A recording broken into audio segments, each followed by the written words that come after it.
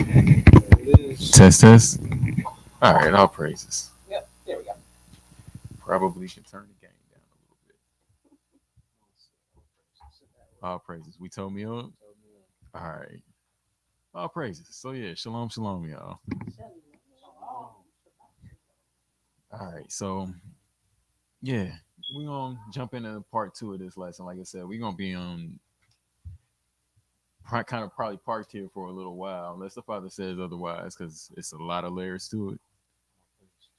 But yeah, um, yeah. Without further ado, I guess we'll get started. We'll peel back another layer of the onion. All right, so am I too opinionated? Part two. All right. Mm, there we go. There we go. All right, so the scriptures expressed in this study are those of the author and not my own. Viewer discretion is advised.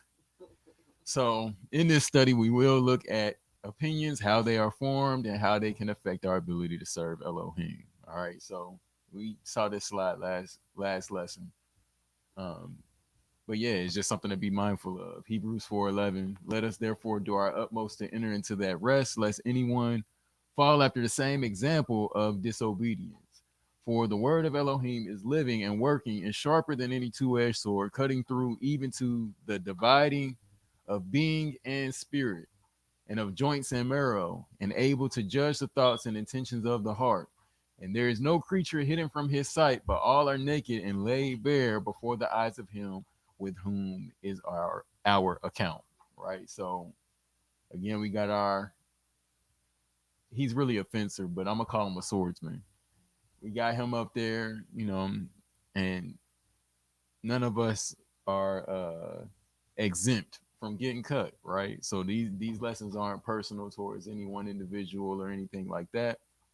They literally cut all of us, self including, starting with self, and yeah, hopefully it'll be for the building up and edifying of all of us.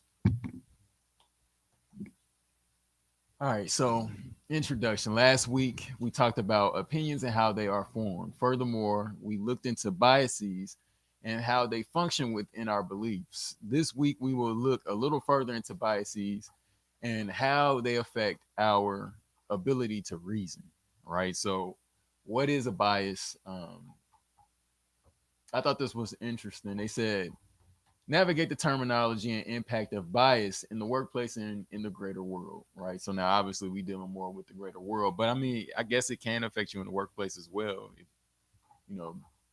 But I thought this statement was interesting. They said each of us has our own bias, our inclinations and preferences that influence our judgment and prevent us from being even-handed.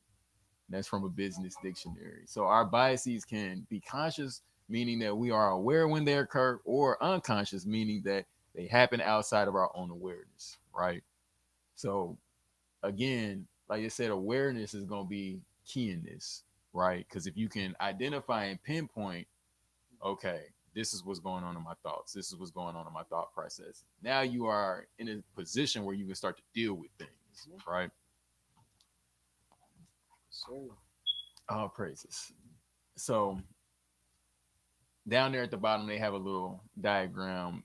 They say confirmation bias, facts on one side, your prior beliefs on the other side, and then what you see in the middle. And we're gonna kind of look at this diagram a little bit more because it explains exactly what a confirmation bias is, right?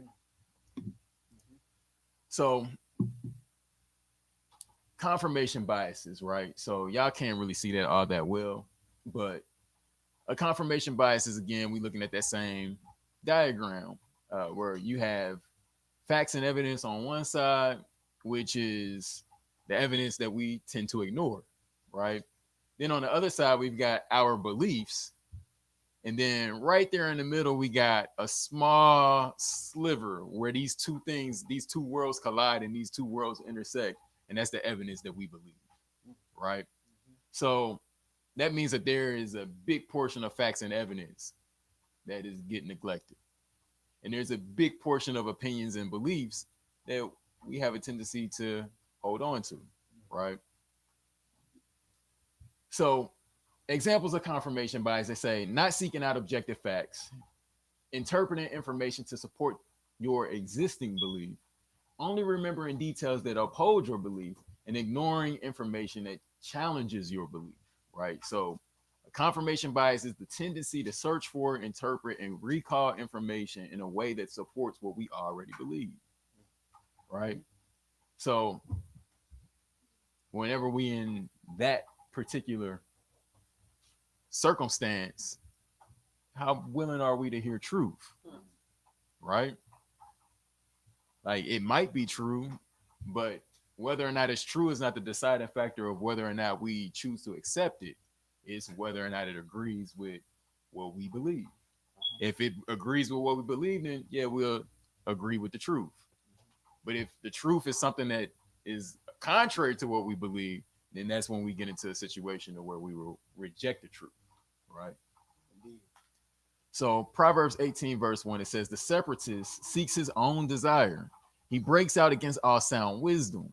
A fool does not delight in understanding, but in uncovering his own heart. Right. So when they're speaking of a separatist in this context here, they mean somebody who has a tendency to alienate himself. Right. And this is generally because he's seeking his own desire. Right. When it comes to having to compromise or deal with others outside of self, it becomes a problem, right? A fool doesn't delight in understanding. He'd rather just be alone in his own foolishness, but in uncovering his own heart, right? So, Proverbs 18, my goodness, is really the whole chapter is just going over how this works. So Proverbs 18, verse 6, a fool's lips enter into strife, and his mouth calls for blows. A fool's mouth is his ruin, and his lips are the snare of his life. The words of a slanderer are like delicacies, and they go down into the inner parts of the heart.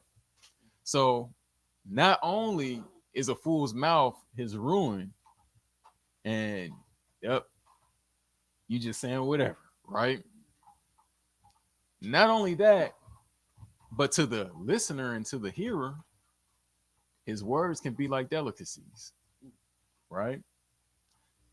They have the ability to influence and to go down into the inner parts of the heart of the listener, right? So on one side, not only do we have to be very mindful of our own opinions and how they affect us, but we also had to be mindful of our own opinions and how they affect others. Because what we say, our opinion, very well might be going down into the inner parts of the heart of another individual. And then we're going to be held accountable for that.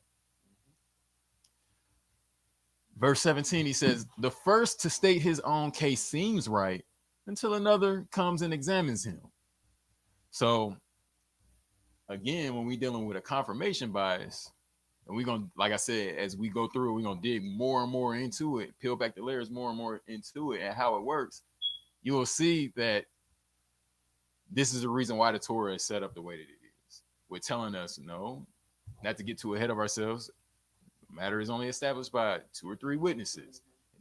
Because we have a tendency to, as Sis brought out last week, listen a little bit longer and you might find out that that wasn't the whole truth, right? It just seemed right. Like the way that they painted the story when you first heard it, it seems right. But get a little bit more information and you might find, no, that's not quite what it was, right? So 1 Thessalonians 5:19, it says, do not quench the ruach or the spirit, do not despise prophecies, prove them all, hold fast what is told. Keep back from every form of wickedness. So there's a process of proving when we come in contact with new information or whatever the case may be, sometimes even old information that has to be challenged. Yes. There's a process of proving, right? All right. So again, keep all of this in mind because this is kind of where we're gonna be going for this particular lesson. So confirmation bias occurs when a person only regards information that they feel supports their existing opinion. This means that new information is filtered through their current understanding, causing the person to act beyond reason. In this scenario, the only information that is taken into account is the information one already agrees with, even when what one believes is false or inconclusive. And I highlight that word inconclusive because there are a lot of things that just may be inconclusive, right? Meaning we don't have a conclusion on this matter. We don't have an answer one way or the other. It can be or it can't be. We don't have enough information to call it one way or the other, right? That's an option that oftentimes will get neglected. We'll forget about that part and we'll argue over one stance or another when it doesn't necessarily have to be that way because it may just very well be none of us have enough information to come to a solid conclusion on this yet, right? So again, a bias may be innate or learned. This means the person will only listen to views from others that agree with their own, and any opinion that disagrees is thrown out and is not adequately represented. A bias is applied to the facts in an attempt to force the facts to match their opinion, and thus is a misrepresentation of the whole truth. This may be done consciously or unconsciously, but overall, it is done when one refuses to deal with truth as the facts are presented in support of their own opinion, right? So again, what we saw last week, a bias is a disproportionate weight in favor or against an idea or thing, usually in a way that is closed-minded, prejudicial, or unfair. Biases can be innate or learned. People may develop biases for or against an individual, a group, or a belief. In science and engineering, a bias is a systematic error, right? So the anchoring effect. All right. And these are things that are common to just how the mind works for all of us, right? And really the goal here is really understanding self because in some ways these things and having understanding of these things can be used to our advantage, right? And gaining self-control, but without proper knowledge and understanding and being able to identify these processes within, then they can be used against you, right? So the anchoring effect, right? The tendency to rely on a single piece of information or aspect of an event to inform decision making, right? So you have this example here. Actually, I'm going to go to the white. It says the anchoring effect. What is the anchoring effect? The anchoring effect is a cognitive bias that describes the common human tendency to rely too heavily on the first piece of information offered, the anchor, when making decisions. So, the anchoring effect is a psychological phenomenon in which an individual's judgments or decisions are influenced by a reference point or anchor, which can be completely irrelevant.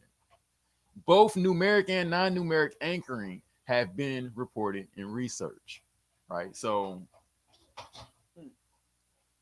yeah, all praises. We'll dig into it a little bit.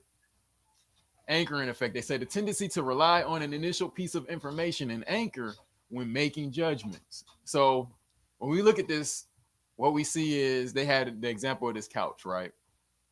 The couch is only worth $600, right? But if we advertise this couch as being worth $600, then the person who sees it based on this information and it being the anchor of their processing, they're gonna look at it and say, that's so expensive, right? I don't know if I'm gonna pay that for that couch. That's too expensive. Because in their mind, the anchor point is the full price. On the other side, they have a tag that says 40% off. Was $1,080, now only $600. And just think about how many times y'all have seen this happen. Like this is just think about how many times we run into this. Uh-huh. Was 10,000 or what was $1,080, now only $600. And the person is saying what it did, right? So yeah, either way they're gonna get the $600. That like either way the person selling it is gonna get the $600. They're just playing with your thought processes and your perception to make you feel like you getting ahead and you getting the deal. And so since you feel like you getting ahead and you getting a deal, and they're playing on that, then now with that being an anchor, you're gonna lose sleep over it. Man, I knew I shouldn't. I gotta go back and get that couch. It ain't good. They only had 3 of them left. A deal like that, man, I can't pass up on it. Right? Whereas before, the same $600 for the same couch without this sort of anchoring effect taking place, you would have left and said, man, you think they're going to down? So they found a way to alter your opinion. Right? So the anchoring effect is a cognitive bias that causes us to accept the thing we heard or learned is true, whether it is true or not.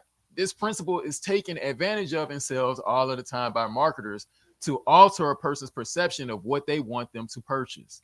This is, in its essence, the same tactic employed by the serpent in the garden and against Mashiach in the wilderness. The adversary's goal is to get you to buy into what he is offering by presenting information to you in a way that affects your judgment and ability to make an informed decision.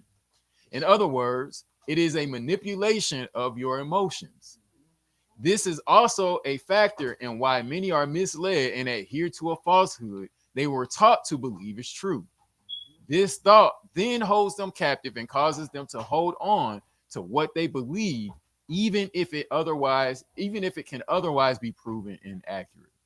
Right. So again, like you brought out a couple weeks ago, values and value systems, right?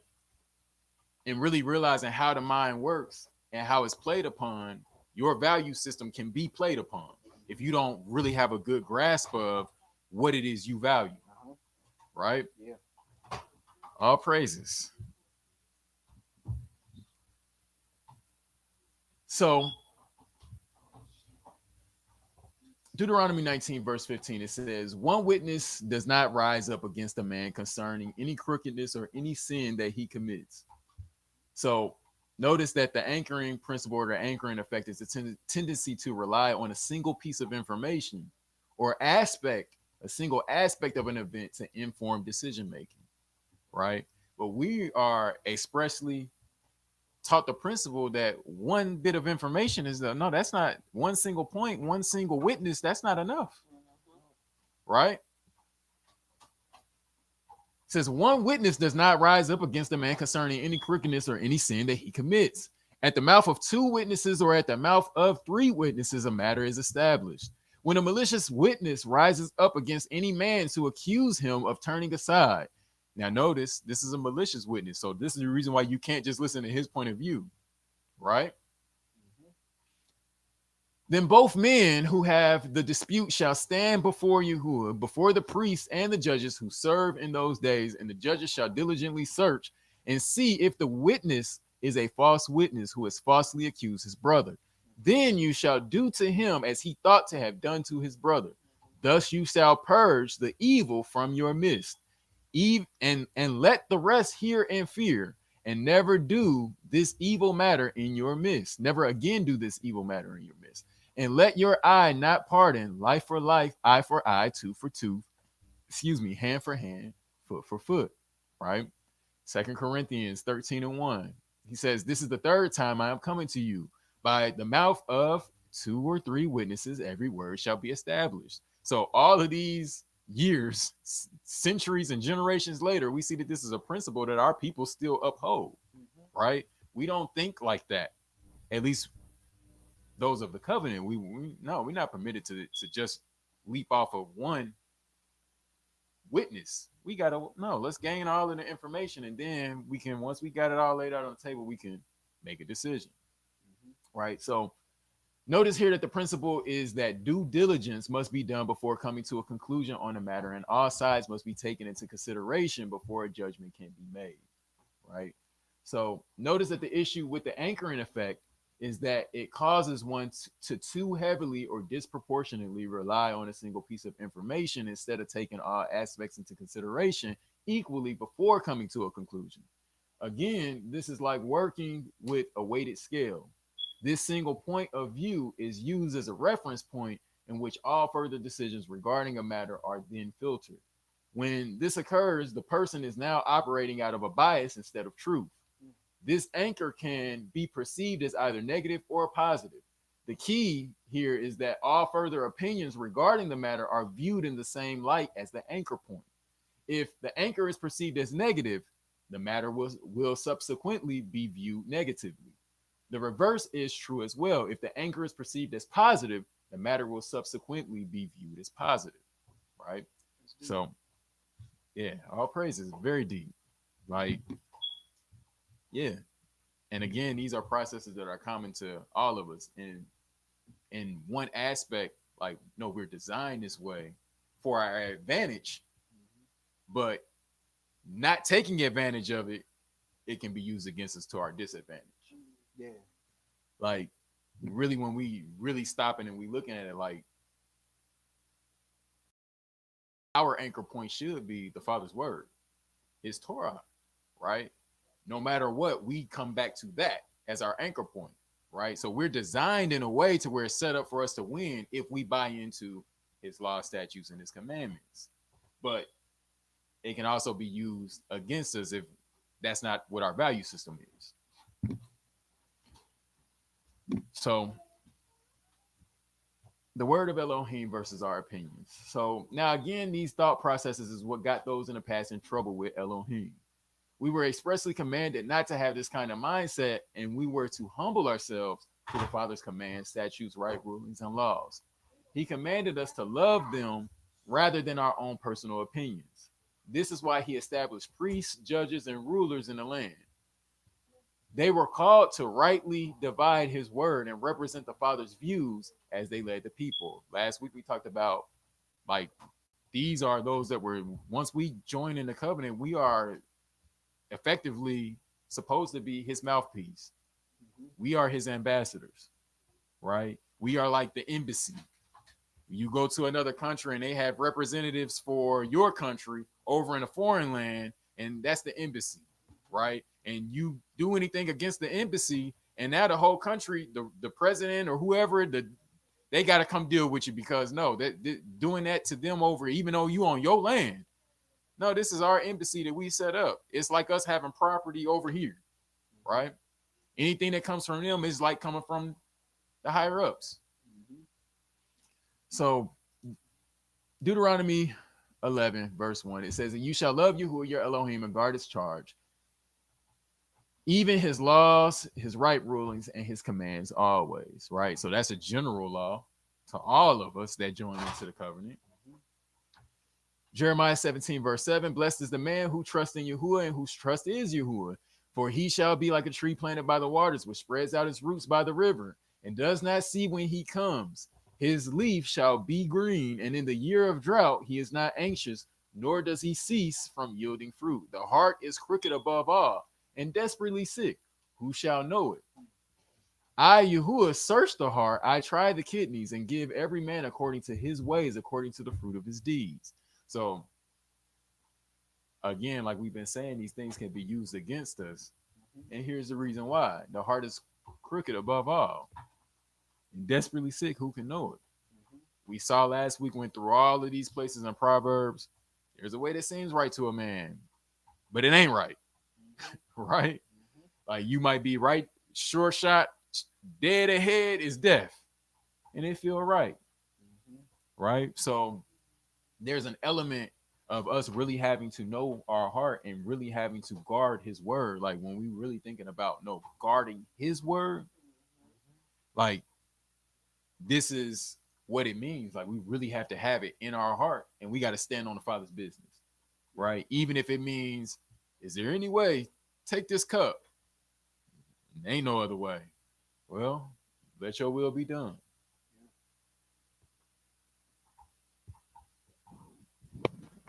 Yeah, this is all very important and very interesting. Um, First scripture that comes to mind is Proverbs 17:23. Says, a wicked man takes a gift out of the bosom to pervert the ways of judgment. Like he'll give somebody something so that he's looked at in a better light, Mhm. so that he's more persuasive. Mhm. Second one is Exodus 23 and verse 8. And thou shalt take no gift, for the gift blinds the wise and perverts the words of the righteous. Mhm. Hard to speak against somebody that's always giving you something that you appreciate.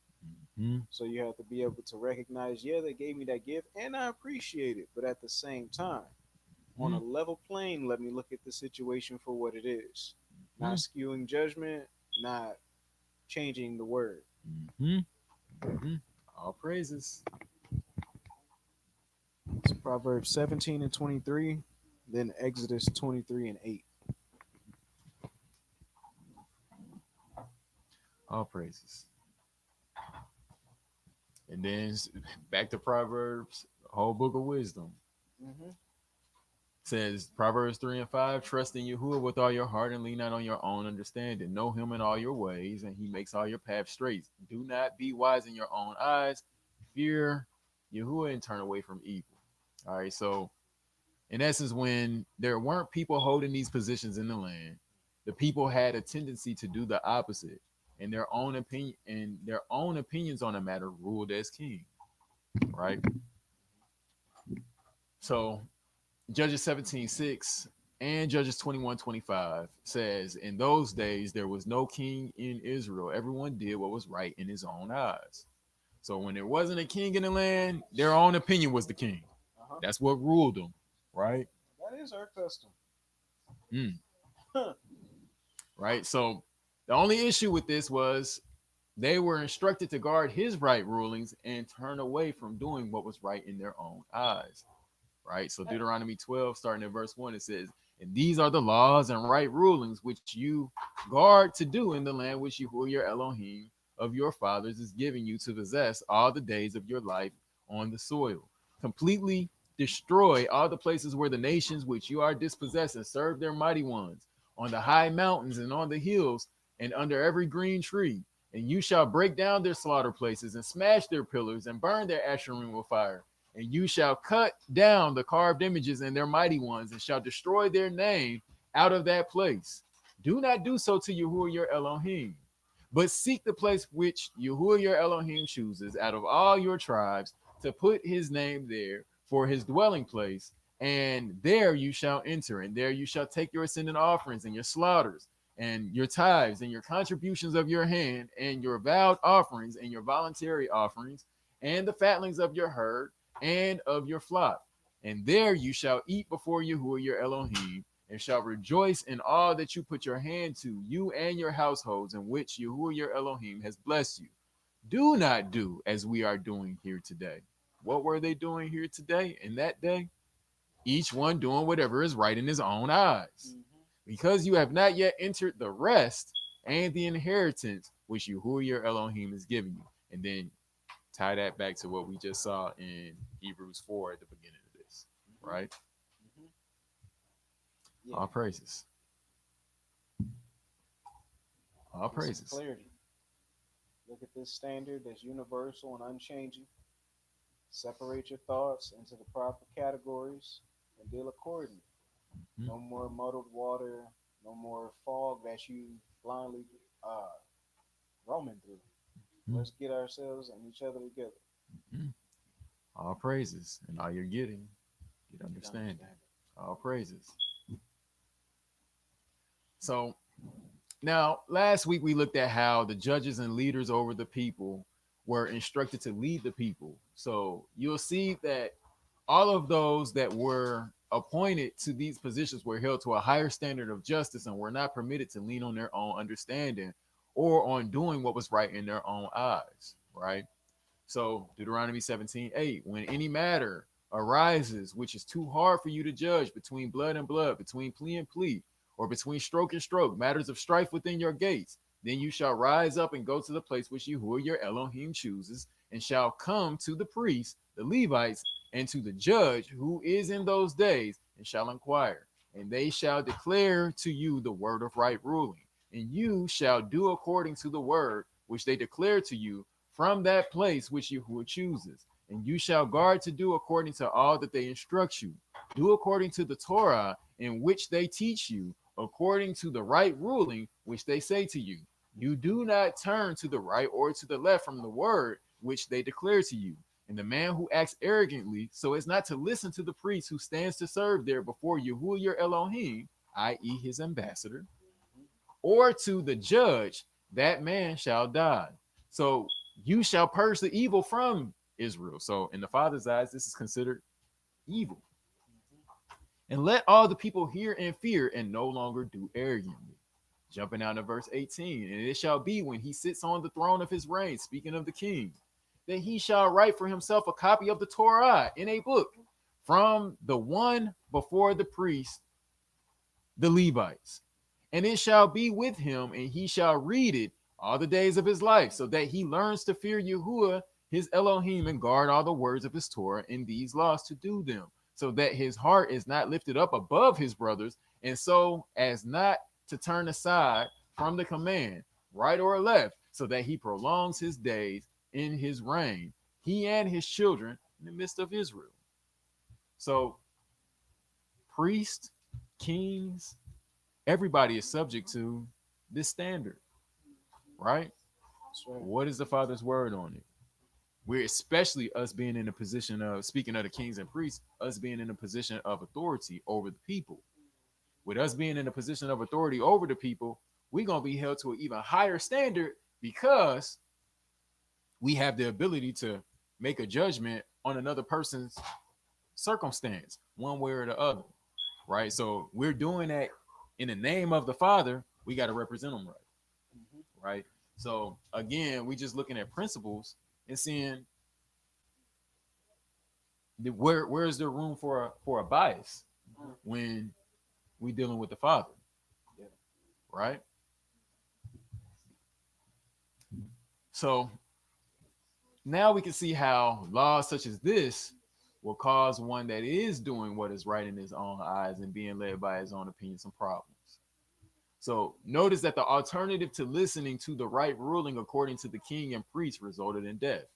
When we look at this, we see that this is because one was not willing to turn from their own personal view to uphold the righteousness of Torah. A physical death was required for a refusal to die to self, Mm-hmm. right? Yes, sir. That's basically what it is that he was asking for you to do. The veil remains. All praises. So one may ask, well, what does this have to do with confirmation biases? This is why so many leaders over Israel were persecuted and why so many prophets were disregarded. In a few moments, we'll see some examples of confirmation biases in the scriptures. Remember, a confirmation bias is to only listen to information that already supports your currently held opinion. In this state, one will only do what is right in their own eyes and will only listen to those that are in agreement to what is already established as right in their own eyes, right? So Second Timothy 4, verse 1 talks all about this. It says, in the sight of Elohim and the Master Yahushua Mashiach, who shall judge the living and the dead at his appearance and his reign, I earnestly charge you, proclaim the word. Huh. Be urgent in season, out of season. Convict, warn, appeal with all patience and teaching.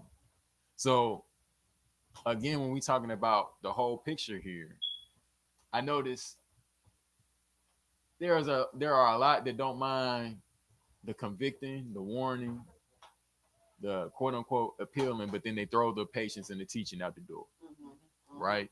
Yeah, they're ready to convict and execute, Mm. but not ready to be convicted or executed. So that in Mm-hmm. itself like disqualifies you from working with the Father because you're asking Him to be partial. Mm-hmm. Nail on the head. All praises. So he says, for there shall be a time when they shall not bear sound teaching, but according to their own desires, they shall heap up for themselves teachers tickling the ear, and they shall indeed turn their ears away from the truth and be turned aside to myths. But you be sober in all matters, suffer hardships, do the work of an evangelist, accomplish your service completely. Right. And I thought it was very interesting how the Amplified Bible translated verse 3. They said, for the time will come when people will not tolerate sound doctrine and accurate instruction that challenges them with Elohim's truth. Mm. But wanting to have their ears tickled with something pleasing, they will accumulate for themselves many teachers, one after another, chosen to satisfy their own desires and to support the errors they hold. Right. See, So, that's what I've been talking about. Right there, he's saying it too. mm-hmm, right. Mm-hmm. Yeah, All praises. All praises. So Isaiah 30, verse 8, which is what Timothy was leaning on. It says, and go, write it before them on a tablet and inscribe it on a scroll, that it is for a latter day, a witness forever. So this wasn't just their generation and just in their time, that this is a rebellious people, lying children, children who refuse to hear the Torah of Yahuwah, who say to the seers, do not see, and to the prophets, do not prophesy to us what is right. Speak to us what is smooth, prophesy deceits. Turn aside from the way, swerve from the path, cause the set apart one of Israel to cease from before us. Therefore, thus said the set apart one of Israel, because you despise the word, this word, and trust in oppression and perverseness, and rely on them. Therefore, this crookedness is to you like a breach ready to fall, a bulge in a high wall, whose breaking comes suddenly, swiftly. Hmm. Yes, sir. Um, I'd like to share Hosea 4 and verse 4. It says, let no man strive nor reprove another, for thy people are they that strive with the priest. Calling back to Deuteronomy 17 and verse 12, where the Father plainly said it's evil to be arguing with the judgments that he's done pass forth, Hmm. because the rest is going to come about when all are in agreement with the King of Glory's rules and regulations. Hmm. If there's nobody stealing, killing, bringing forth harm or dishonor, where's the pain going to be sourced at? Hmm. Hmm. There will not be any. Hmm. But if you got some that refuse to put on his ways because they refuse to change, we got a problem. Because now all these other people that's done paid what it costs to be able to enter into his rest can't get rest because of you. So now why would I let you in? It's not gonna happen. All praises. All praises. So these biases don't only exist in what society has deemed moral taboo or extreme, but also regarding matters often overlooked. So the thing is, when one is led by confirmation biases, the father will turn them over to even more of them.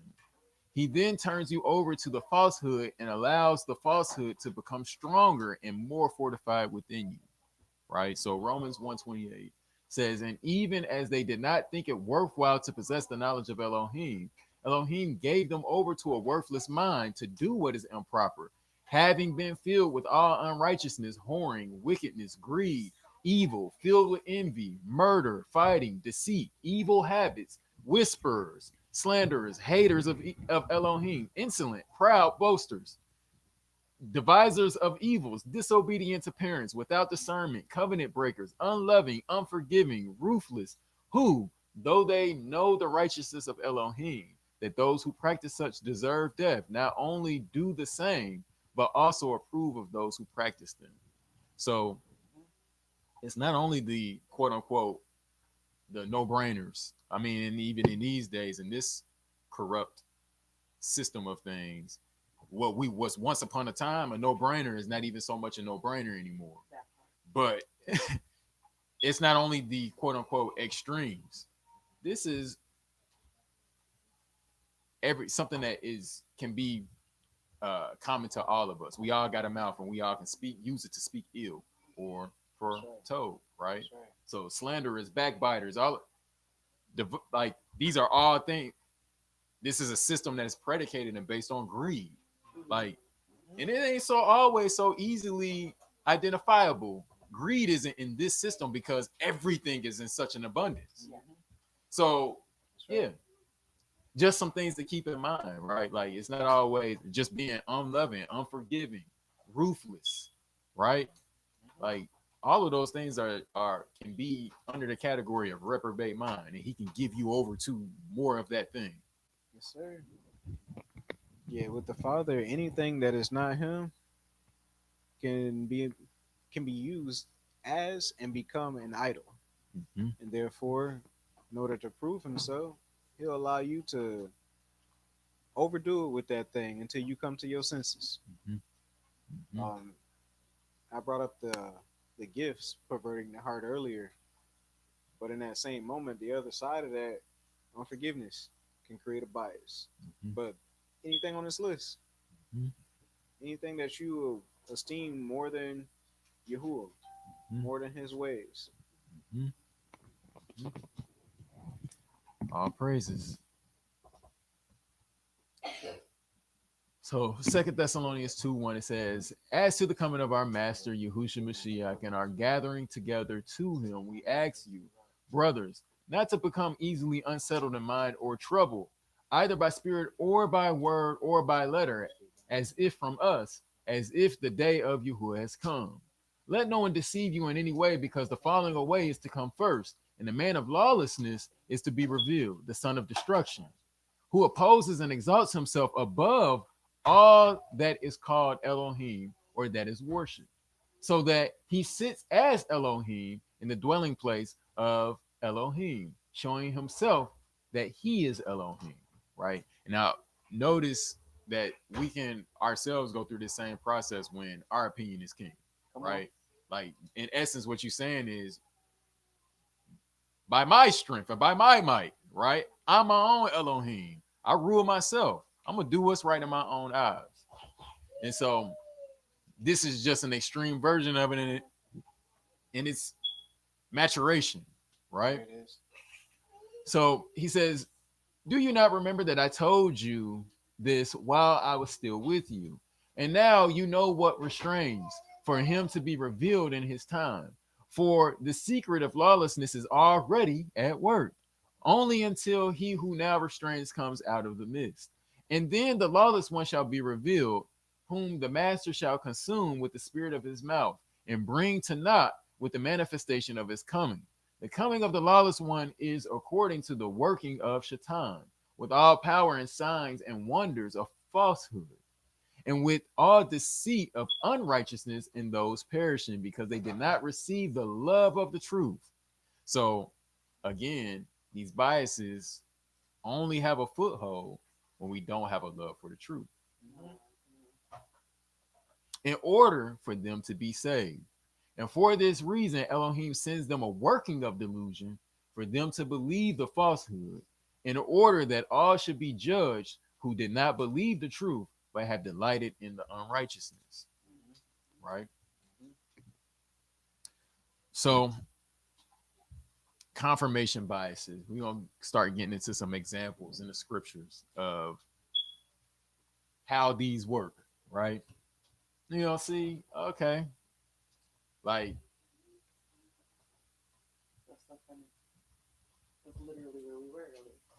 all praises.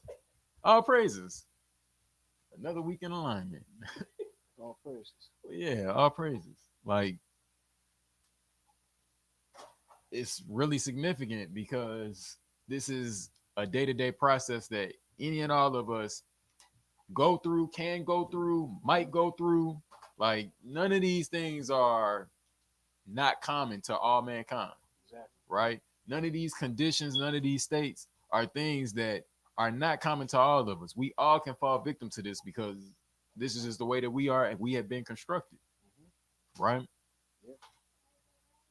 So First Kings 22, verse 2, it says, and it came to be in the third year that Jehoshaphat, sovereign of Yehuda, came down to the sovereign of Israel. And the sovereign of Israel said to his servants, do you know that Ramoth in Gilead is ours, and we are keeping silent from taking it out of the hand of the king of Aram?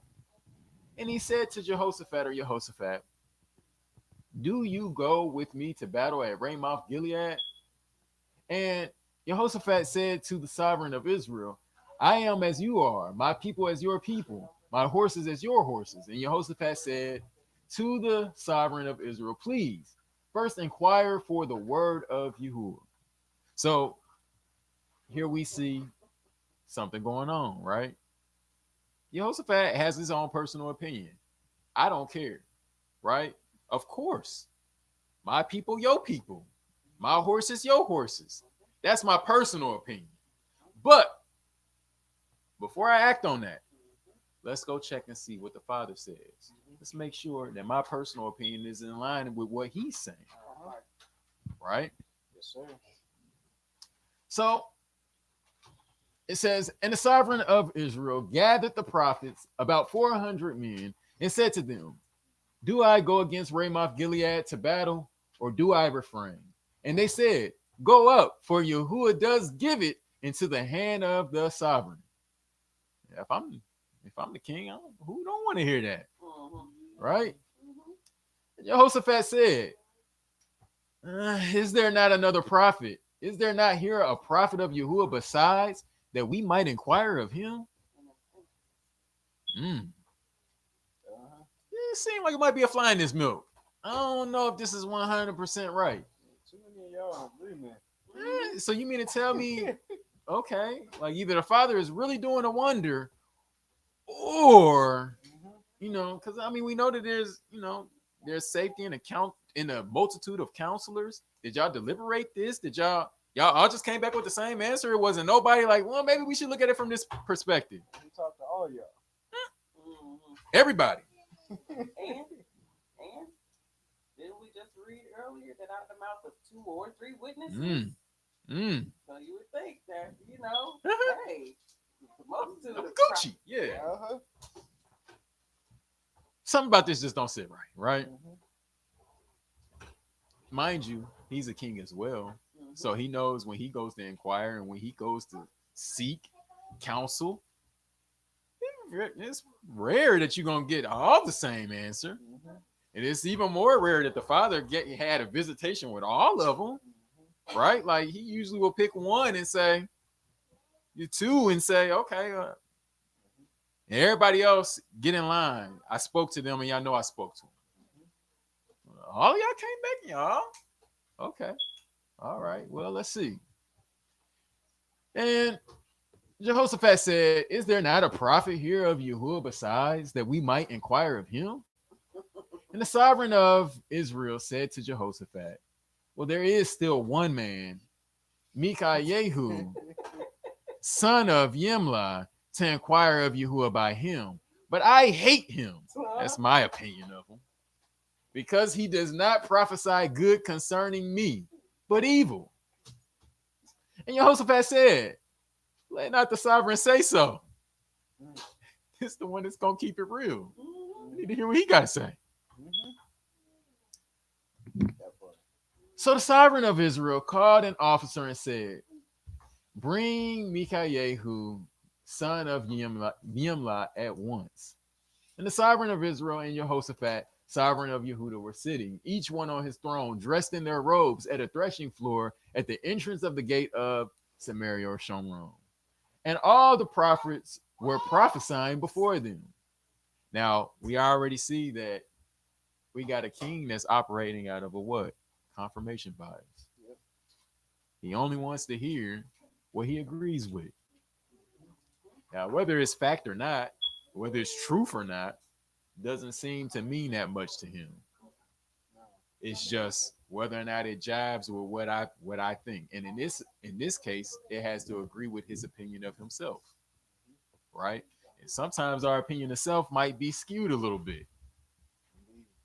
Right? That's a later. We'll get to that part of it and that layer of it later.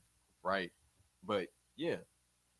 All praises. So it says, and Zedekiah, son of Canaanah, had made horns of iron for himself and said, thus said Yahuwah, with these you push the Arameans until they are destroyed.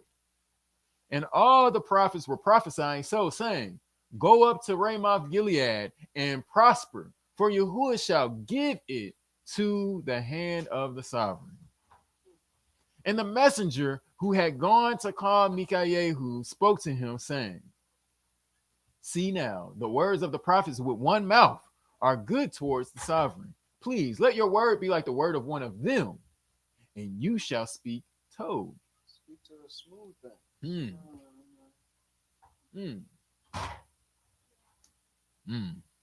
Another layer of this that we'll get to later is quote unquote common opinion. Right? This is what the common opinion is, so I dare not defy that. Mm. cause no ripples. Mm. And all the while, confirmation bias or another bias of some other sort, right? All right, so he says, and Mikael said, as Yahuwah lives, whatever Yahuwah says to me, that I speak. And he came to the sovereign, and the sovereign said to him, Mikael, do we go against Ramoth Gilead to battle, or do we refrain? And he answered him, go and prosper, for Yahuwah shall give it into the hand of the sovereign. And the sovereign said to him, how many times have I made you swear that you do not speak to me except the truth in the name of Yahuwah? So he said, I saw all Israel scattered on the mountains as sheep that have no shepherd. And Yahuwah said, these have no master. Let everyone return to his house in peace. And the sovereign of Israel said to Jehoshaphat, have I not said to you that he would not prophesy good concerning me, but evil? See, I told you. Hmm. Then he said, therefore, hear the word of Yahuwah. Now you ask for the word of Yahuwah. I'm going to give it to you. I saw Yahuwah sitting on his throne, and all the host of the heavens standing by him, on his right and on his left. And Yahuwah said, who shall entice Ahab to go up and fall at Ramoth Gilead? And this one said this, and another said that. And a spirit came forward and stood before Yahuwah and said, let me entice him. And Yahuwah said to him, in what way? And he said, I shall go out and be a spirit of falsehood in the mouth of all his prophets. And he said, entice him and also prevail. Go out and do so. And now see, Yahuwah has put a spirit of falsehood in the mouth of all these prophets of yours, and Yahuwah has spoken evil concerning you. And Zedekiah and Zedekiah, son of Canaanah, came near and struck Mikael on the cheek and said, where did the spirit of Yahuwah pass over from me to speak to you? And Mikael said, look, you shall see on that day when you go into an inner room to hide. And the sovereign of Israel said, take Mikael and return him to Amon, the governor of the city, and to Joash, son of the king or sovereign, and say, thus said the sovereign, put this one in prison and feed him with bread of affliction and water of affliction until I come in peace. And Mikael said, if you ever return in peace, Yahuwah has not spoken by me. And he said, hear all you people. Right? So again, a confirmation bias, how it operates. Given an opportunity to receive truth, but you rather believe what you want to believe, what's in agreement with a thought that you already have. And you only listen to it can be 400 yes men. They all gonna be lined up and they're gonna tell me what I want to hear. Mirror, mirror on the wall, who's the fairest of them all, right?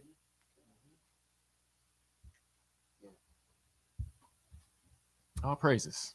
So Jeremiah 28, verse 1. Same thing happened to Jeremiah, right? It says, and it came to be in that year at the beginning of the reign of Zedekiah or Zedekiah, sovereign of Yehuda, in the 4th year of the 5th new moon or month, that Hananiah, the son of Azur the prophet, who was from Gibeon, spoke to me in the house of Yahuwah in the presence of the priests and of all the people, saying, thus spoke Yahuwah of hosts, the Elohim of Israel, saying, I have broken the yoke of the sovereign of Babel or of Babylon. Really?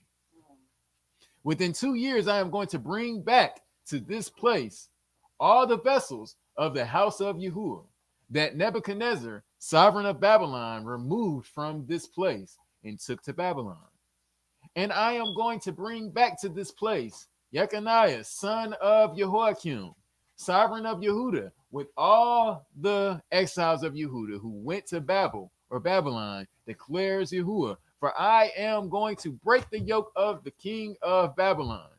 Then the prophet Jeremiah said, or spoke to the prophet Hananiah in the presence of the priest and in the presence of all the people who stood in the house of Yahuwah, And the prophet Jeremiah said, I mean, Yahuwah do so.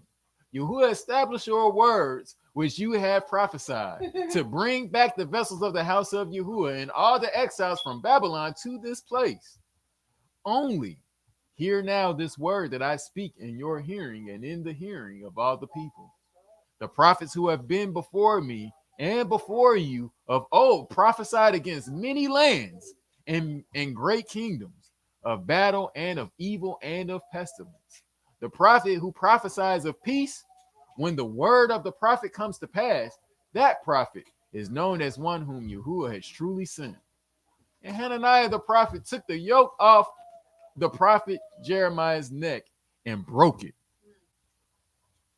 And Hananiah spoke in the presence of all the people, saying, Thus said Yahuwah, so I shall break the yoke of Nebuchadnezzar, sovereign of Babylon, from the neck of all the nations within 2 years. And the prophet Jeremiah went his way. And the word of Yahuwah came to Jeremiah, which is very deep, right? Jeremiah didn't speak until the word of Yahuwah has come to him. Now I got to go back. We're going to put that thing to the test, right? After Hananiah the prophet had broken the yoke from the neck of the prophet Jeremiah, saying, Go and speak to Hananiah, saying, Thus said Yahuwah, you have broken the yokes of wood, but you shall make yokes of iron instead. Deuteronomy 28. For thus said Yahuwah of hosts, the Elohim of Israel, I have put a yoke of iron on the neck of all these nations to serve Nebuchadnezzar, sovereign of Babylon, and they shall serve him. And I have also given him to the beasts of the field. And the prophet Jeremiah said to Hananiah the prophet, Listen, please, Hananiah, Yahuwah has not sent you, but you have made this people trust in falsehood. Therefore, thus said Yahuwah, See, I am sending you away from the face of the earth. This year you shall die, for you have spoken apostasy against Yahuwah. And Hananiah the prophet died the same year in the seventh new month, or seventh new moon. Hesitation. My dear, my dear. Tabernacle, and you just get put to death. Whew. Yeah, right? Like, Father don't be playing. And that's wild. So just came in the name of the Most High talking about in 2 years, break the yoke off. The name of his father's on it. The Father is trying to humble the people. You trying to boost their morale to stiffen their neck. You broke the iron, the wood yoke, but now you just made it come back on them harder. All them generations of wrongdoing, I'm trying to wash out. You trying to undo it with your mouth and then your strength. You can't save a soul, not even your own. Right. Yep. And that's the ultimate. I'm gonna show you just how much your word ain't gonna come to pass. I'm gonna take you up out of here. That's wow. And mind you, Jeremiah, his personal opinion, wants to agree with what he said. Well, let that be so. Yeah. We gonna get free. Let that be so. But we gonna know when it come to pass. Father came real quick. Nah, I ain't say that. Tell him I said this. Notice Jeremiah's tone. He said, Listen, please. Please. I'm trying to reason with you here. Jumping down to Jeremiah 37, verse 1, it says, And King Zedekiah, son of Josiah, Yoshiahu, reigned instead of Coniahu, son of Jehoiakim, whom Nebuchadnezzar, sovereign of Babylon, set up to reign in the land of Yehuda. But neither he nor his servants, nor the people of the land, had listened to the words of Yahuwah, which he spoke by the prophet Jeremiah. Jeremiah came with the truth. Nobody listened. Right? So that tells me that what? Not only did the kings have a confirmation bias, the priests had confirmation bias, everybody in the land had confirmation bias. And because we want to operate out of this instead of accepting what the Father said, now we going to have to get dealt with. Entitlement. Hmm. Hmm. Ain't no way I'm finna put this down. Hmm. Hmm. Ooh, yeah. When the last thing we should be trying to put down is the Father. Hmm. Yeah. So hopefully we are seeing why they did not take heed to the word of Yahuwah. We are told many times that it was because of their hard hearts and stiff necks. In other words, they saw and did things the way they saw fit and did not care about any opposing views, even if they came from Elohim himself. Right? So, operating under a confirmation bias or any bias for that matter causes one's views to be skewed. In this state, we are often unable to reason properly. Notice that the desire of Yahuwah is that we use reason and logic to see the errors in our thought processes that can't be pinned down by using our emotional opinions as the anchor. So Isaiah 116, wash yourselves, make yourselves clean, put away the evil of your doings from before my eyes. Stop doing evil. Learn to do good, seek right ruling, reprove the oppressor, defend the fatherless, plead for the widow. Come now and let us reason together, says Yahuwah. Though your sins be, or though your sins are as scarlet, they shall be as white as snow. Though they are red like crimson, they shall be like wool. If you submit and obey, you shall eat the good of the land. Submit and obey. But if you refuse and rebel, you shall be devoured by the sword. For the mouth of Yahuwah has spoken. And remember the man Jocelyn in the beginning. His word is a double-edged sword. It's gonna cut you. Uh-huh. My mouth spoke this. Uh-huh. And it's deep because he's saying, I will even forgive you if you will correct your reasoning and do justice. Mm, mm,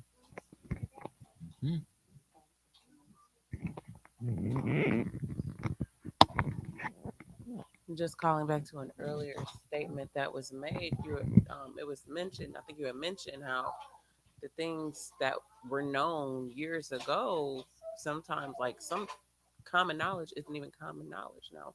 And we were, yeah, common sense ain't common no more. We were even talking about that earlier. Like, there's a lot of stuff that we don't know because a lot of information just wasn't passed on, and a lot of times we don't care to look into it far enough to, self included, guilty of that as well. Have to learn to get out of that habit of being complacent and okay with not looking into things. Um, Saying that because with him wanting us to reason and stuff, like Yashra, a lot of times we don't want to reason because we don't want to look far enough into something. For example, like in Jeremiah, the 2 years, no, you're gonna break the yoke. In 2 years, he gonna break the yoke in 2 years. Why is the yoke there in the first place? Because if you pinpoint why the yoke was there in the first place, then you probably would have known. No, it's gonna take more than 2 years for this. Like, it's gonna have to be some major supplication, ashes on the face, and sackcloth. Some major, So yeah, just we were talking about that earlier. With something that I had to look up, literally. Like, man, it's amazing how people don't know that this is the same as, and you know, so on and so forth. Mind you, in the days of Jeremiah, before that happened, they had like we just saw that one of these is the son or grandson of Josiah. We just saw in his generation what was said to him. Like it would have came in his generation if it not had been for his righteousness. Like, nah, this was destined to come. So now you saying, nah, it's not gonna come. Like, Right. we've been getting told for years that it's gonna come, and like you said, we haven't stopped to but think ourselves. It's still high places everywhere. It's still all kind. We still passing children through the fire. We still doing all kinds of foolishness, and we think that it's not gonna come. But again, the reason portion of the mind is shut off. Yep. Hmm. situation like you said earlier too. We call it, instead of greed, we call it now capitalism. Hmm. It's another form Hmm. of addiction. Hmm. Literally will shut down your reasoning ability. Hmm. Hmm. Absolutely. All praises. So, Job chapter 15, verse 2, our same word for reason. He says, would a wise man answer with vain knowledge or fill his belly with the east wind? Would he reason with useless talk or by speeches with which do not profit? Would a wise man do this? Now, we saw earlier that a fool will do it, but will a wise man do it? So, reasoning. Proverbs 28:23, he says, he who reproves, the same word there is the same word for reason. A man finds more favor afterward than he who flatters with the tongue. Right? So, this reproof, oftentimes, again, we saw earlier, it's coming with patience. And it's coming with a meekness out the gate. It's a certain way that it comes. I'm reasoning with you. No, let me reason with you. I'm trying to show you that this is off base, right? Let me reason. That's how we reach the heart of the people if they are reasonable. Mm-hmm. That part. It ain't gonna just be from cutting down, and that's not that's generally not how what the scriptures is talking about, right? Mm. Yeah, a lot of part of James 3. And Mhm. this wisdom is not from above. But carnal, demonic. As I say, it's even just said, like in regards to that, like a bruised reed will the servant of the Most High not break. Mhm. It's like literally speaking to that. Mhm. And then you had talked about earlier how a lot of times we'll do the rebuking part, we'll do the convicting part, but a lot of times we lose the patience and we lose the teaching part. But Mhm. in Second Timothy, I believe it tells the Mhm. servant of the Most High is Mhm. not going to tangle themselves with these affairs. He's going to be apt to Mhm. teach, gentle, Mhm. servant of the Most High Mhm. is going to, or soldier of the, Mhm. basically, Mhm. of the Most High Mhm. is going to be that way, Mhm. truly Mhm. ready to teach somebody. And I might be mixing up scriptures here, but another place it says, let's um they oppose themselves, ready to reason with somebody or ready to teach somebody, in the event that they're getting ready to oppose themselves or, basically dig themselves into a hole that they can't dig themselves out of. Now, let me show you why that's not correct. Mhm. If you will Mhm. listen, Mhm. if you won't, Mhm. ain't nothing I can do for you, no ways. Mhm. But let me tell you why. Mhm. Instead of, like you said, just browbeating folks. No, it's Mhm. not. Mhm. Mhm. All praises. So, our word for reason is yakat, uh, H3198. To be right, that is correct. Reciprocally, to argue, causatively, to decide, to justify or convict, appoint, argue, chasten, convince, correct or correction, right? To dispute, to judge, to maintain, to plead, to reason together, right? To reprove. In any wise, like this is weird.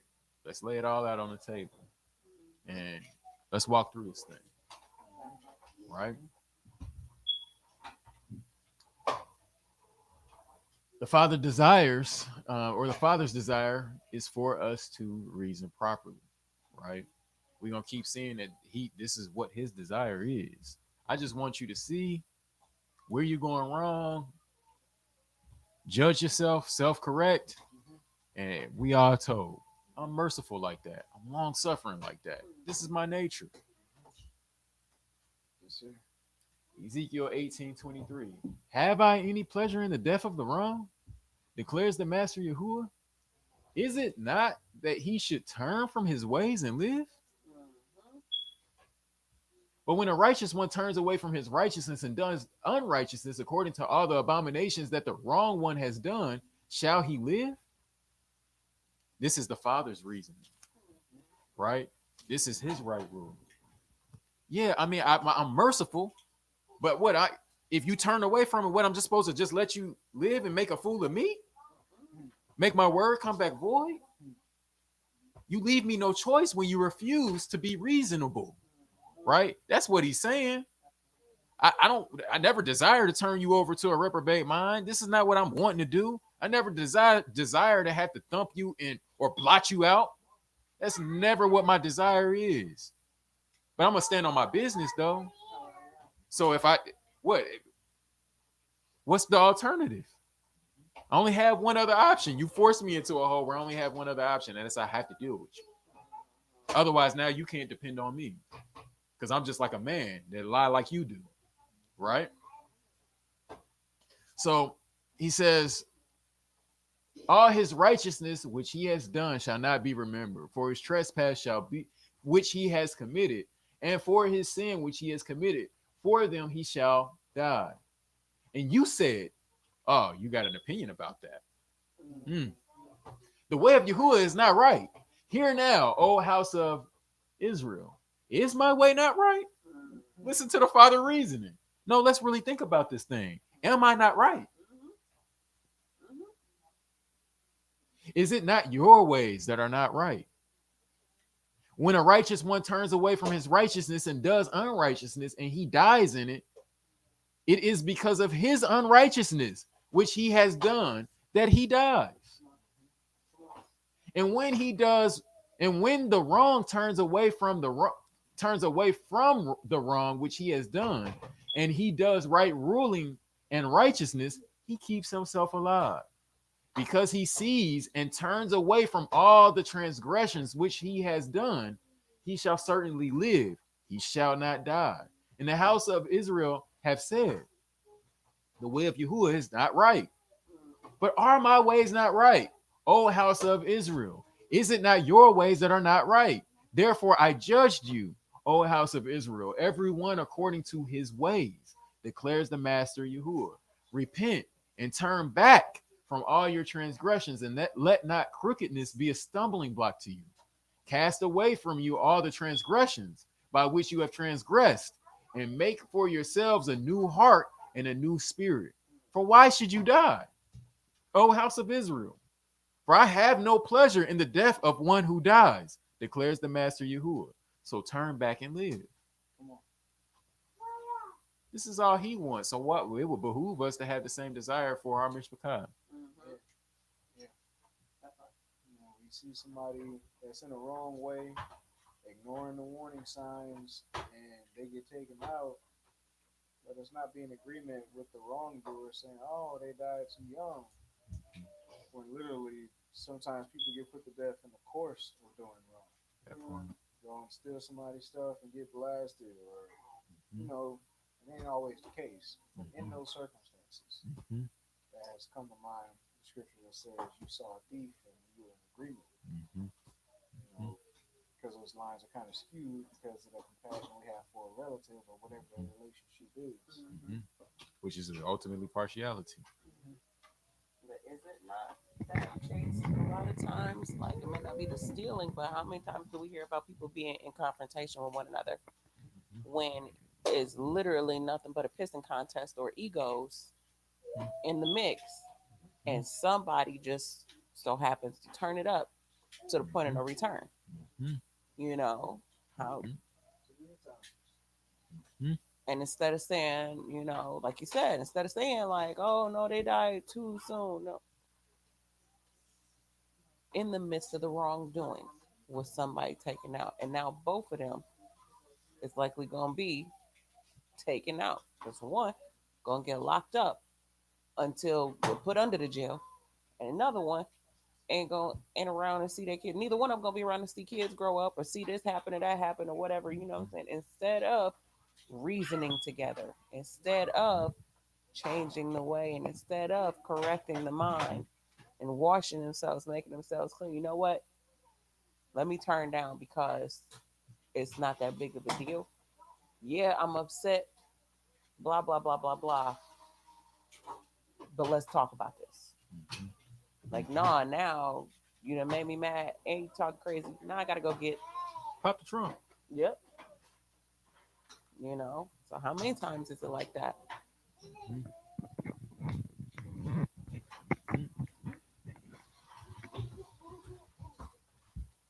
So the Father has a desire for us to reason according to truth, but our opinions and especially our emotions can cloud our judgment. When led by emotion, we have a tendency to throw out logic because it is difficult for the two to occupy the same space. When we take a moment to step back and look at a situation objectively, it often helps to reveal errors in our logic due to emotion. So keep in mind that we are also designed with emotion for a reason, right? So not only are we designed with logic, but we're also designed with emotion for a reason. It has its place, just not there, Yeah, right? it's not your compass. Mm-hmm. It's not to give you Mm-hmm. direction alone Mm-hmm. on its own. So I was thinking about this, and as I was like just stewing it over, I said, "Wow, like emotion is not necessarily it's not needed to make a decision, right? But sensitivity to emotion is often necessary to navigate. Okay, now how do we carry this out, right? Like with sensitivity to emotion, I'm not going out on the street. I might be a little I might be a little more tactful and saying, okay, well, no, let me reason with you from this way because, right? This is why it also says in Proverbs that a gentle answer turns away wrath, right? Like, so it also says that like a harsh answer is like wringing blood out of the nose. Like, you asking for Uh-huh. it. What else did you expect to get? What other results did you expect to get? Yeah. Yeah. So, yeah, definitely emotions, our emotions or sensitivity to others' emotions definitely does have a place, but it doesn't have a place in us determining what is right or what is wrong, Yeah. right? Doesn't have a place in us deciding, okay, this is what the right thing is to do, and this is what truth is. It doesn't have a place there, No right? praises. So 2 Corinthians 13:5, it says, examine yourselves whether you be in the belief. Prove your own selves. Know you not your own selves? How that Yahushua HaMashiach is in you, except you be reprobates? But I trust that you shall know that we are not reprobates. Now I pray to Yahuwah that you do no evil, not that we should appear approved, but that you should do that which is honest through though we though we be as reprobates, for we can do nothing against the truth, but for the truth, right? We can do nothing against the truth, but for it. No praises. So Numbers 22, verse 1, right? And we actually we getting there. Pushing on through. So Numbers 22, verse 1, it says, and the children of Israel set out and camped in the desert plains of Moab beyond the Jordan of Jericho. And Balak, son of Zippor, saw all that Israel had done to the Amorites. And Moab was exceedingly afraid of the people because they were many. And Moab was in dread because of the children of Israel. And Moab said to the elders of Midian, now this company is licking up all that is around us as an ox licks up the grass of the field. Now Balak, son of Zippor, was a sovereign of the Moabites at that time. And he sent messengers to Balaam, son of Beor, at Pethor, which is near the river in the land of the sons of his people, to call him, saying, see, a people has come from Mizraim or Egypt. See, they have covered the surface of the land and are settling next to me. And just, I don't know if y'all are familiar with, like, they found uh, tablets referring uh, to Balaam. Like you can go and find tablets. They were found where they supposed to be found, and these are tablets speaking of Balaam. So yeah, No praises. yep, yep. So it says, and now, please come at once, curse this people for me, for they are too strong for me. It might be that I strike them and drive them out of the land, for I know that he whom you bless is blessed, and he whom you curse is cursed. And the elders of Moab and the elders of Midian left with the fees for divination in their hand. Mm. Speaking to that bribe I was talking about earlier. And they came to Balaam and spoke to the words of Balak to him. And he said to them, spend the night here, and I shall bring back word to you as Yahuwah speaks to me. So the heads of Moab stayed with Balaam. And Elohim came to Balaam and said, who are these men with you? And Balaam said to Elohim, Balak, son of Zippor, sovereign of Moab, has sent to me, saying, see, a people has come up out of Mitzrayim or Egypt and covered the surface of the land. Come now, curse them for me. It might be that I am able to fight against them and drive them out. And Elohim said to Balaam, do not go with them. You do not curse the people, for they are blessed. Hmm. So Elohim has spoke, right? His word done came forth, and it's that means that that's what the truth of the matter is, right? Sir. And Balaam rose in the morning and said to the heads of Balak, go back to your land, for Yahuwah has refused to allow me to go with you. Hmm. And the heads of Moab arose and went to Balak and said, Balaam refuses to come with us. Now, the way that he framed it when he said it to him is like, he hasn't been appeased. He hasn't been, y'all weren't impressive enough. You didn't bring enough to get to sway him. So that now you're going to see they're going to go back like, oh, all right, well, go back and let's send some more greater, and maybe that'll do it. But they did that because this is the impression that he left with them. Mm-hmm. Yeah, he ain't leave it cut and dry. Like, I'm not doing it. Period. That part.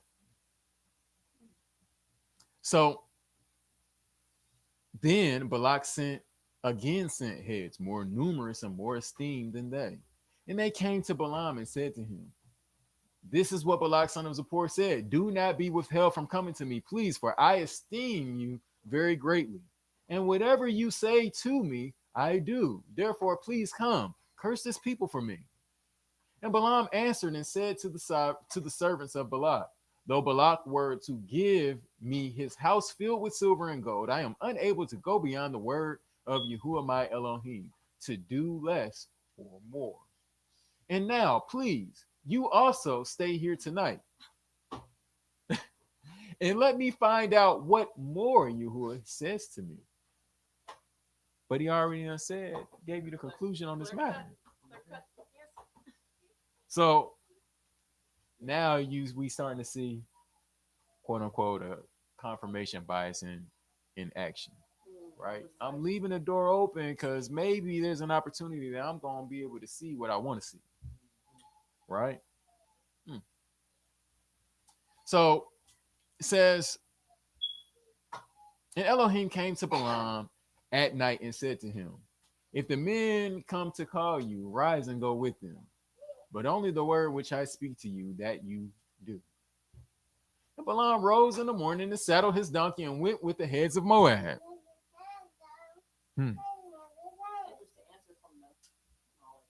Giving you over to reprobate mind.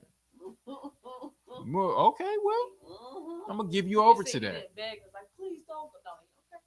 This is what you want to believe, and you're gonna keep coming until you get what you want to hear. You're gonna keep rejecting anything that is opposed to what you want to hear. So with that, have what you want to hear, and we're gonna see. You're gonna deal with whatever the fruit of it is, because I'm gonna give to every man according to his own deeds. So since that's the case, and you want to sow that seed, well, here go whatever comes up of it. That's what you're gonna get. And that's wild too, because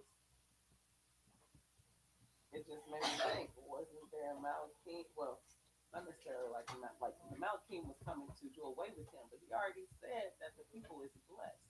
Mm-hmm. And you have somebody fighting on their behalf. Mm-hmm. So it's like, so now you're trying to go against, Mm-hmm. because he already set it forward. And, Mm-hmm.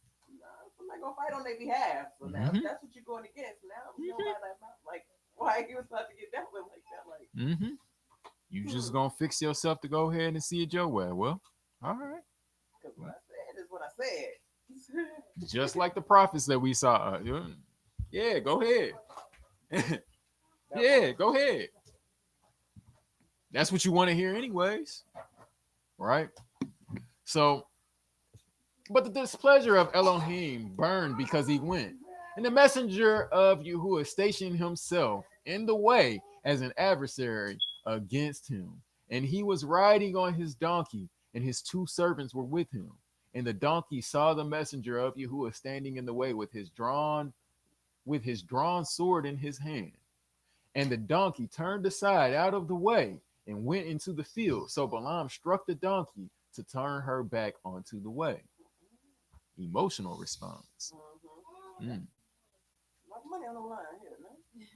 Then the messenger of Yahuwah stood in a narrow passage between the vineyards, and with a wall on this side and a wall on that side. And when the donkey saw the messenger of Yahuwah, she pushed herself against the wall and crushed Balaam's foot against the wall, so he struck her again. And the messenger of Yahuwah went further and stood in a narrow place where there was no way to turn aside, right or left. And when the donkey saw the messenger of Yahuwah, she lay down under Balaam.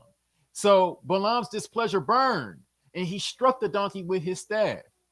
Then Yahuwah opened the mouth of the donkey, and she said to Balaam, reasoning, what have I done to you that you have stricken me these 3 times? And Balaam said to the donkey, because you have mocked me, I feel some type of way. My emotions, right? It wasn't no logic in it, and we're going to see. I wish there were a sword in my hand, for I would have killed you by now. Mm. Sometimes them emotions rise up in us against one another like that. Oh yeah. Yeah. Mm. And the donkey said to Balaam, am I not your donkey? Reason, logic. Am I not your donkey which you have ridden ever since I became yours to this day? Was I ever known to do so to you? And he said, no. But then So, why don't you think there's something else going on? so you're not going to second guess just for a second that maybe something is off in this situation? A little bit of logic and a little bit of reason might cause you to bethink yourself and what's wrong with you today? He didn't even ask. That part. What's wrong? What gets me though, like before, despite the fact that he never asked, okay, no, you right, you sure haven't done that to me ever since I had you. Despite that, like before we even get there, did you just talk? What is this, Shrek? What you say? Shrek, did you say? But that was his expression, which must have been type of familiar. And it makes me wonder because I'm like, yeah, you just said something, Familiar there. right? Yeah. Like you, Hmm? no, it's some way off if you talking, period. Like, if you using words that I can understand, Mhm. where you at, Bob? It's something going on. All right. Well, All praise. reprobate mind. Uh-huh. Or Completely clouded. the deceit of sin Mm-hmm. is blinding. Mm-hmm. Mm-hmm. Yeah, all praises. So it said, then Yahuwah opened Balaam's eyes, and he saw the messenger of Yahuwah standing in the way with his drawn sword in his hand. And he bowed his head and fell on his face. And the messenger of Yahuwah said to him, why have you struck your donkey these 3 times? Now Yahuwah reasoning with you. See, I have come out to stand against you, because your way is reckless before me. And the donkey saw me and turned aside from me these 3 times. If she had not turned aside from me, I certainly would have killed you by now and let her live. Balaam said to the messenger of Yahuwah, I have sinned, for I did not know you stood in the way against me. Hmm. How didn't you know when he told you from the jump? Hmm. Shut down that part of your mind. Do your own will. Hmm. Subconsciously, of course, but Hmm. it happens. Mhm. He says, and now, if evil is in your eyes, let me turn back. And the messenger of Yahuwah said to Balaam, go with the men, but only the word that I speak to you, that you speak. Option number one, you close the door on. He don't realize it, but we not gonna go there today. But we know later on in Numbers that it still wasn't enough, and he's gonna end up. He ends up getting killed in battle during a skirmish with Israel because no, you let them to do what? Oh, okay, so you gonna find a back door. Well, let them send. Yeah, y'all know the story. Anyways, yeah. So there's a reason why the father even said, "Nah, go ahead and go, cause your heart still ain't. It ain't right. Go ahead and go." So it says, and now the messenger of Yahuwah said to Balaam, go with the men, but only the word that I speak to you, that you speak. Balaam then went with the heads of Balak. And when Balak heard that Balaam was coming, he went out to meet him at the city of Moab, which is on the border at the Arnon, which was in the extremity of the border. And it's also interesting because he's still looking for a way. Like, if no, he just told you that he was against you and that he was gonna kill you. So why are you talking about if you against me, let me turn back? That gift, trying to find a way to score that gift. Mm-hmm. If I can pull this job off, I'll be set for life. Mm-hmm. What about your soul? Mm-hmm. Mm-hmm. Yep. And then finally we got Second Corinthians 10:3. Right? This is something for us to be mindful of because again, it's like between all the lessons that we bring forth, we keep coming back to this, right? For though we walk in the flesh, we do not fight according to the flesh. For the weapons we fight with are not fleshly, but mighty in Elohim for the overthrowing of strongholds, overthrowing reasonings and every high matter that exalts itself against the knowledge of Elohim, taking captive every thought to make it obedient to the Mashiach, and being ready to punish all disobedience when your obedience is complete. He was definitely not ready to punish his disobedience. Now he wasn't ready to do that. He ready to keep on going on this journey. The Father has chosen to use you as a vessel, but somehow, some way, you ended up being a diviner for pay, for hire. So now you're sustaining yourself, and you're blinded by gifts. But we're told that the Father even provides for the birds of the air. Therefore, take no thought for your life.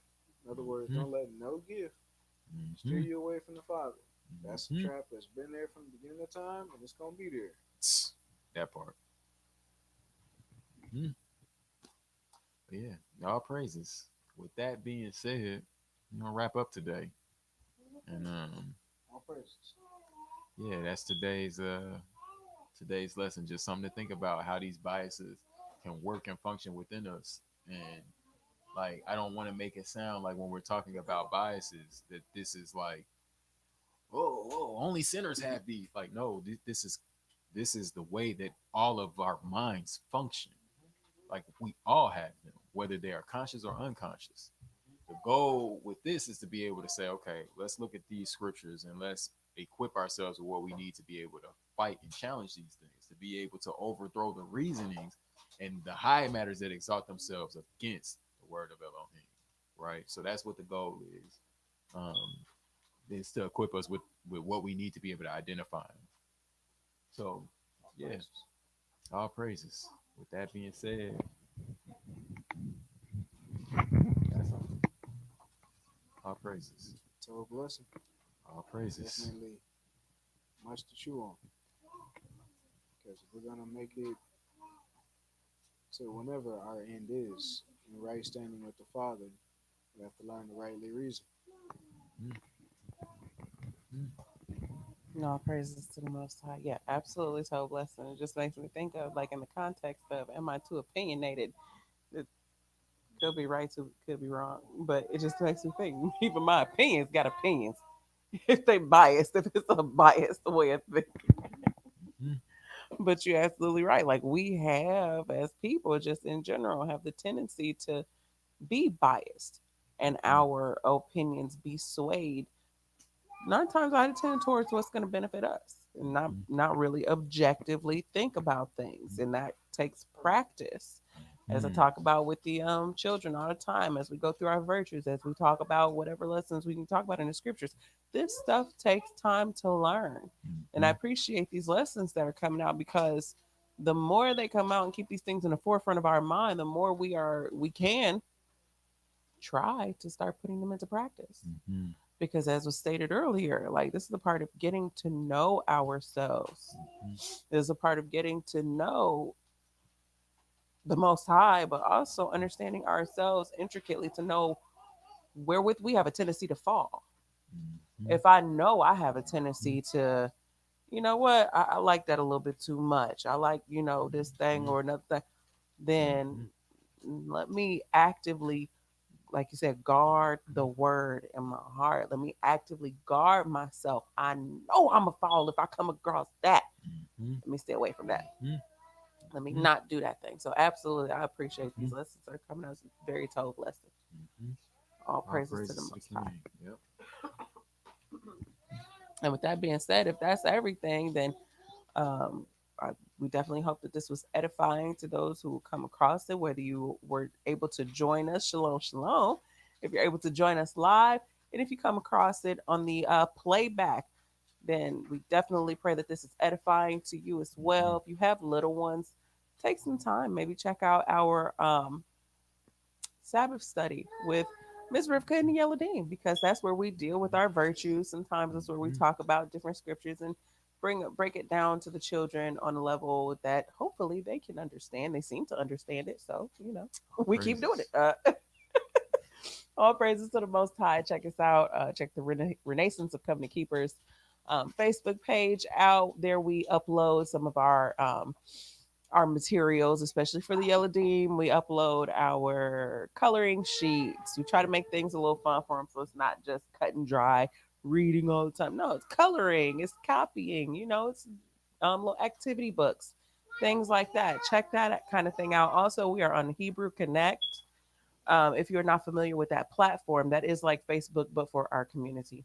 And I don't know personally the brother Dwayne, as in, I see him all the time. No, but he's very personal. He's personable, and and very easy to talk to. If you want to see something on the site or whatever, what have you, whatever, he's very hands on that site on Hebrew Connect. So definitely check out that platform if you're trying to get away from the rigmarole of Facebook. That one seems to be a pretty, so far, pretty tough site, and we're on there. I also have some other pages on there, and I'm part of some business groups that are on there, and a lot of stuff gets shared for our community on that site as well. So check us out on Hebrew Connect as well. Subscribe or download that app, and let's start building up the things that are for our own community and for ourselves. Start coming up out of her, my people, right? Also, I think I mentioned it last week, but I'll mention it again this week and up until the day of November 22nd and 23rd in LaGrange, Georgia. We are having the first annual Abram Homeschoolers Mhm. convention. That is Heritage Homeschooling Advocates and another homeschool that is in the walk, Bene Shalom. We are coming together to bring the first annual Abram Homeschoolers Convention. We're going to have speakers. We're going to have bouncy houses. We're going to have a formal dinner. We're going to have child performances. We're going to have truth music performances. It's going to be all kinds of Tove stuff. People are going to be there with curriculums. People are going to be there, authors in this walk, who are trying to bring forth materials for our community, for our children, to educate our children, to build up our children, teach them about the word, teach them about our culture, and just make sure that we are preferring one another, and to make sure that we are doing for ourselves, what the Most High have commanded for us to do, which is prefer one another, which is come up out of the system. Listen, some stuff, okay, we can bring over here. Like we have to learn academic kinds of things as well. But if we can do that and support those of our community who are doing those things, why not? Why not? So, LaGrange, Georgia, November 22nd through the 23rd from 10 a.m. to 7 p.m., both days. Come on out if you can. Make plans, drive out, fly out, take a train out, sub out. I don't know how, but get there. Bring your little ones. It's going to be fun. Most high willing, it is absolutely going to be fun. It is shaping up to be an awesome event so far, and we are extremely excited about it and extremely excited about the contributions that are being made. I do want to give a shout out. I don't know if they'll even ever hear this, but I do want to give a shout out to the Kids Me Foundation. They have blessed us completely, Oh, praise. let us know and baruched us with like 150 pairs of children's socks or something like that, Oh, so that we praise. can give them away at the convention. And then we've got other people who are baruching us with other things to help this event go forward. And so I'm just grateful. I'm extremely grateful that the Most High have allowed this to come through us. I'm extremely grateful because even behind the scenes, like, we're all contributing. Even if you don't know how you contribute, we're all contributing. We're all doing, and I'm grateful that He allows our little folks here, to just be a part of it in any kind of way. And so, yeah, stay tuned for more information about that. I'm definitely going to try to put more information up on the Renaissance page as well, um, so that people can have more info and know a little bit more details about what's going on with that. Other than that, I don't think there are any more announcements. Anybody else have any announcements? Any acknowledgments that we want to? Uh, no. All praises to the Most High. That's it. All right. Shabbat shalom, everybody. All praises. Shabbat shalom. Shalom.